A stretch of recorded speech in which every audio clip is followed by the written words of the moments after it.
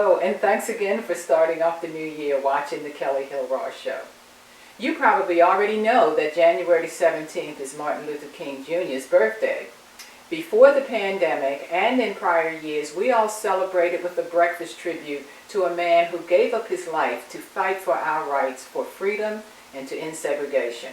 In honor of that, I have some unknown facts about Martin presented by two of our youngest hosts, Matthew Talley and Avery Talley. Also, as a tribute to Black authors, we have the Black Authors Corner. And this month we are featuring a native Baltimorean, Larry T. Woody. The name may not ring a bell, but Mr. Woody is an actor from the days of Stephen Yeager, a well-known director here in Baltimore. Mr. Woody has written a book that I think you will want to read about how he got a better chance at life after leaving a very tough neighborhood. And now I'll let him tell his story. And are you in the market to buy a house? I've been told this is a buyer's market. Our host, Mizette Meredith, interviewed a mortgage advisor before and after the pandemic. Mr. Bordeaux of Advisors Mortgage Company reveals some interesting facts about buying and selling a home. Now, get your cup of coffee, tea, or favorite beverage, and enjoy the show.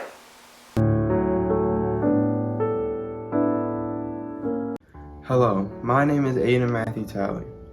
Did you know that Martin Luther King's birth name was Michael? The civil rights activist was born Michael King Jr. on January 15, 1929. His parents were Michael King Sr. and Alberta Williams King. He was the youngest person at the time to receive a Nobel Peace Prize, and King is the only non-president to have a national holiday in his name. Hello, my name is Avery Michelle Talley. Did you know that there are approximately 900 streets named after Martin Luther King in the U.S.? His favorite food was pecan pie. The Reverend Dr. Martin Luther King Jr.'s favorite colors were said to be both black and white, since he was an advocate of the equality of the races.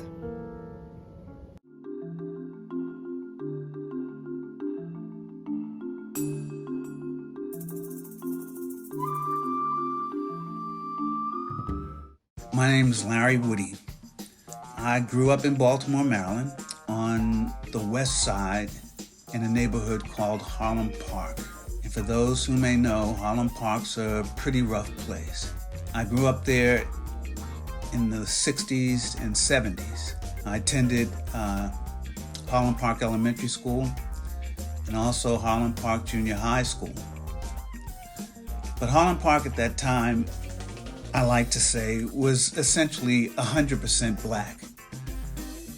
When I was going to school there, I'd never been in a classroom with a white child. I just grew up there in Harlem Park, and I loved it there. Now, our family wasn't well off. We were, let's just say, poor. But in many ways, we were poor to poor people. Our family struggled. We got by, but we really struggled. But in the 7th and 8th grade, I found out about a program called A Better Chance. And that program was a scholarship program that tested poor black, poor white, poor Native American kids all over the country, gave them a test to see what their aptitude was. And a counselor, Adele Fing, who saw my grades, said, I think you should do this. And so I took the test, and I got a scholarship. It was the most incredible thing. But Mrs. Fing was hell-bent on getting me into that program. Around the time I got the scholarship, that was around April of 1968. So Martin Luther King was assassinated. Baltimore descended into riots, social activism, we would say now. And I was there for that. And living down in the hood where I was at Edmondson and Cary. For those of you that may know, Edmondson and Cary, or Edmondson and Calhoun. I lived right next door to Club Astoria. it was hell down there. There was a lot of looting, a lot of burning, and whatever. And after that, the neighborhood never recovered. But I got the scholarship, and I was worried that the riots might prevent me from going, but it didn't. And so in the fall of 1968, I went to St. Paul's School in Concord, New Hampshire. I didn't know anything about boarding schools, really. I'd read in a comic book that I had, because I like comic books. I read everything. It was a comic book that the Kennedys went to boarding school, and my impression was they played a lot of volleyball there, so I thought that I would do that too. But this was an all-boys school, the wealthiest kids that you can imagine. It was an experience. It was like another world. It was nothing like Holland Park Junior High, but I struggled at St. Paul's, and I've written about that. It was really hard, and they were from these very wealthy families, and they had French maids and could speak French, and it was just incredible. And we had to wear coats and ties to class, and we had to go to chapel, and we went to school on the weekends. School on Saturday, which was sacrilegious to me. And all you did when you were there was you just studied.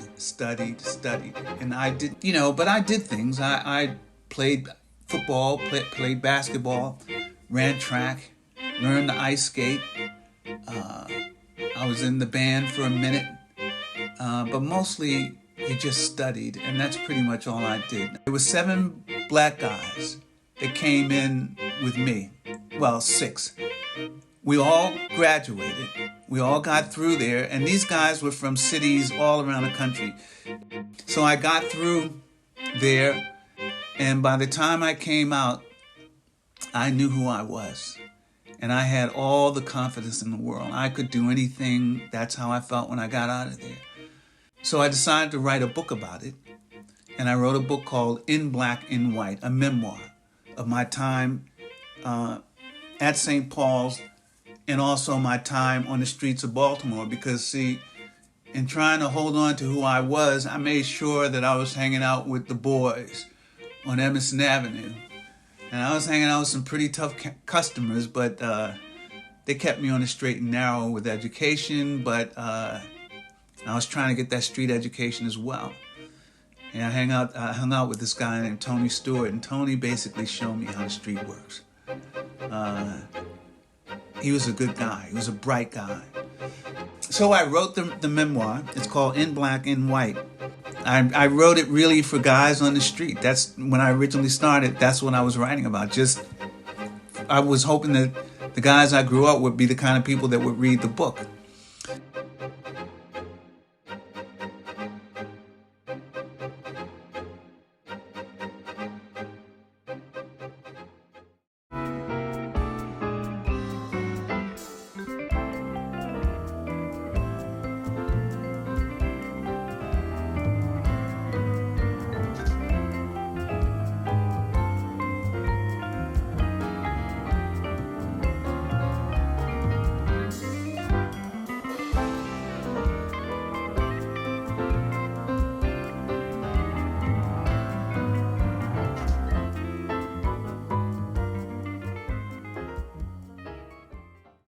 Welcome. My name is Mazette Meredith with eXp Realty, and I'd like to welcome you to the real estate segment of the Kelly Hill Ross Show. And our today's guest is Richard Bordeaux. Hello, Richard. Hi. It is a pleasure to have you here. I was so excited today to know that you were coming here, because a lot of my clients and other realtors on my staff always have these same questions about the mortgage company. So first of all, I would like to ask you, how long have you been in business? I personally have been in business for 23 years. 23 years. So you've seen it all, done it all. Yes, I've been through all the highs and lows and worked for various different types of mortgage companies. So I've seen it all, yeah, pretty much. Good. So tell me, what is unique about your company that clients need to know? Well, our company has got, I think, I've worked for various companies over the year, but I've been with my current company for a really long time. I think technology sets us apart. We have, you see Rocket Mortgage advertised by that other mortgage company all a lot. time. And That's not unique to them anymore. We have that. We have e-verification, electronic document signing, all of that stuff. We have electronic closings now too, which is Awesome. exciting. So that buyers don't have to sign a big stack of papers at the at settlement anymore. They can review their documents online, e-sign them, and just come into the settlement just to have a couple of documents notarized. So that's probably the most exciting part of it. That is really good. So Richard, during the loan process, what should a client not do? Well, there are a few big things. Don't change jobs is one of them. Don't make any big ticket purchase items like automobiles or anything that incurs a monthly debt. Like don't go out and buy a bunch of furniture and charge it because we find out everything. We have to do a credit check right at the end. Not on every case, but in some. And that if you increase your debt, you might not qualify for the loan anymore. The third big thing is don't make any late payments on anything that appears on your credit. Yes, 'Cause yes. That has killed deals before. I know you also work with a lot of realtors and stuff, and I know that a lot of realtors like to know, how can you help realtors with their marketing package? Well, there's a few different ways.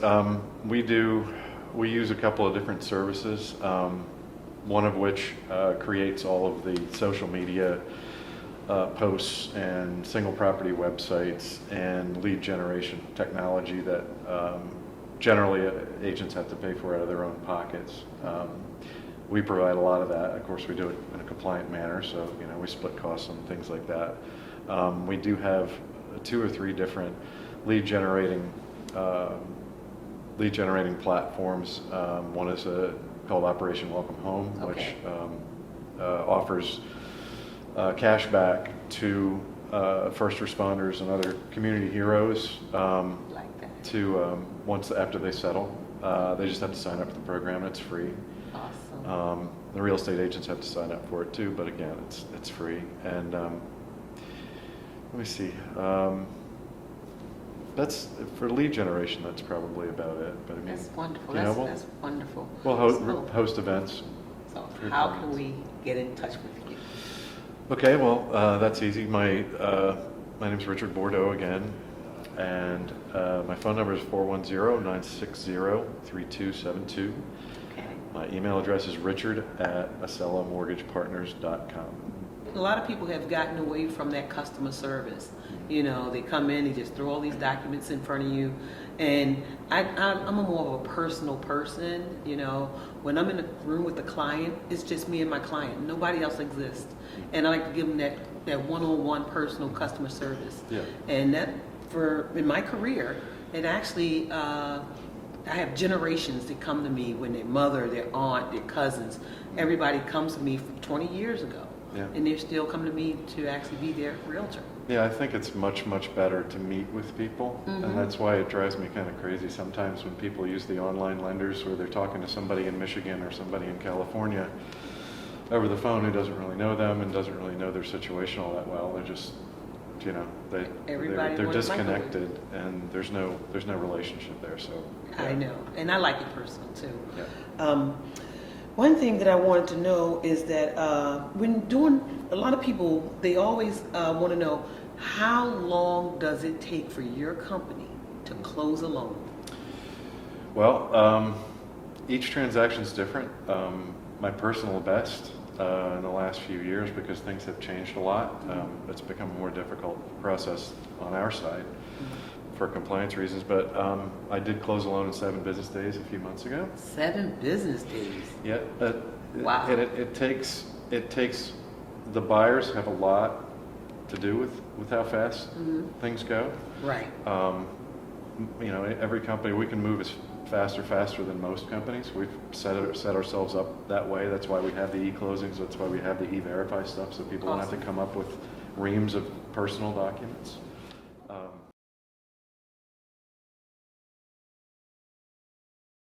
So Richard, your purpose and what your company does, how were the two of you going to work together? Well, things changed a little bit over the last couple of years. We can work together in a lot of different ways. You know, I do marketing, she does marketing, so we're both doing marketing in different places in different ways and stuff like that. So we can both go to different places to find clients, and when you buy a house, you obviously need both of us. Among Absolutely. other people, you know, you need good representation on the real estate side, and you need a good trustworthy lender to finance your house. So we naturally we're like sort of natural referral partners in that way. Okay, so Mays, why is it that you need Richard? What is it? What's the connection? What do you do? What does he Well, do that you need? well, technically, Kelly, I cannot even begin to help a buyer without Richard. The first thing they have to do is get with the lender, see what their buying power is. And Richard is the man who actually will do that for them. He will actually tell them about any type of programs that the mortgage company may have that could help get them from being a renter into home ownership. How do you determine what price range they fit in? Is it based on their income? It's based on their income versus their debt, their credit scores. Um, Basically, I need to qualify them and make sure that the reason I have to pull a credit is so that I see what other debt I have to count against their monthly income. So, you know, and then I have to add on the new, whatever the new mortgage payment would be, and hopefully that ratio is within the guidelines of parameters. There are different loans have different parameters. Richard, what are some of the obstacles that you encounter that people do that they just don't know that that's a no-no? What are some of the obstacles? I'd say probably the most common one is hiding personal financial problems from me, other debt that they may have that they don't think I should know about, et cetera. But what the buyers really need to know is that I'm on their side. I'm the one. I can coach them, and the more I know, the better. I can figure out, because you will always run into problems later if I don't know everything. And so I'm the link between them and the actual money. It's not my money I'm lending, Okay. but I know how to get the lender for whom I work to lend them the money. I just need to know everything. That's kind of the biggest thing, you know. And the other things are, don't make any big purchases anytime soon. Don't don't acquire any new debt, and don't quit your job. Well, how it's changed for me, Kelly, was the fact that I thought when the pandemic started that the market was going to slow down. But because they had dropped the interest rate so low, we found more buyers out there buying until it got into a buying frenzy where people were paying $20,000 to $30,000 above list price to get properties. And I was shocked because I thought it was going to be the opposite effect. But I'm gonna tell you, it's been exciting in our business and our industry these last 2 years. How about you, Richard? Well, yeah, well, I would reiterate that it's been a crazy market. That's just a buying frenzy, and I don't, you know, I down here at the beach where I live most of the time.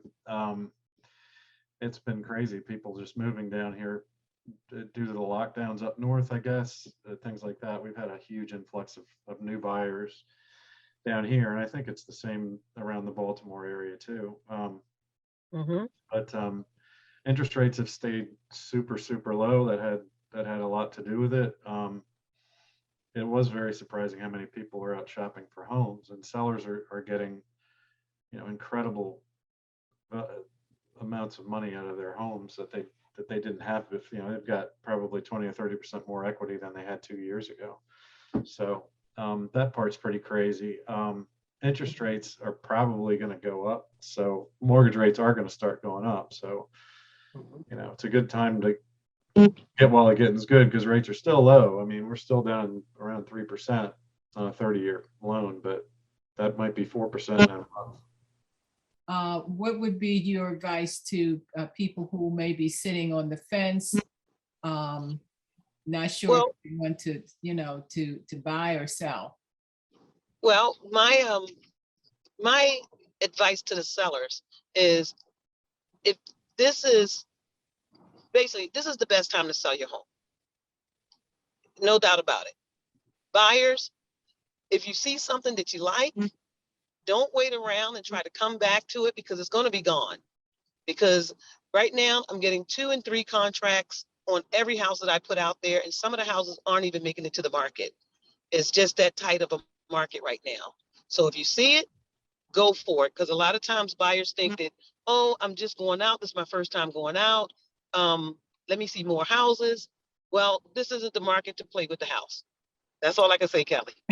Okay.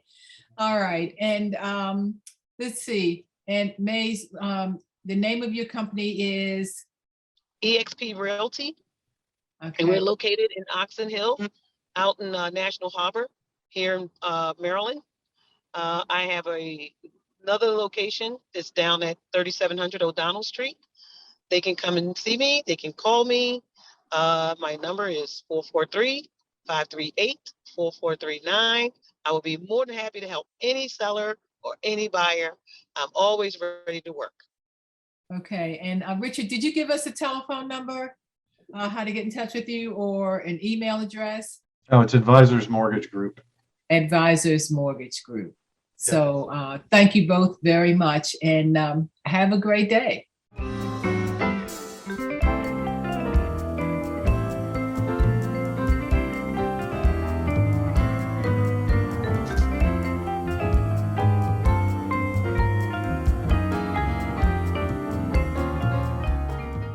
I hope you enjoyed the show.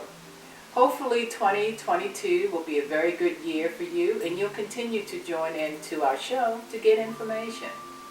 So as my late uncle used to say, hold on to what you got until you can get what you want. See ya.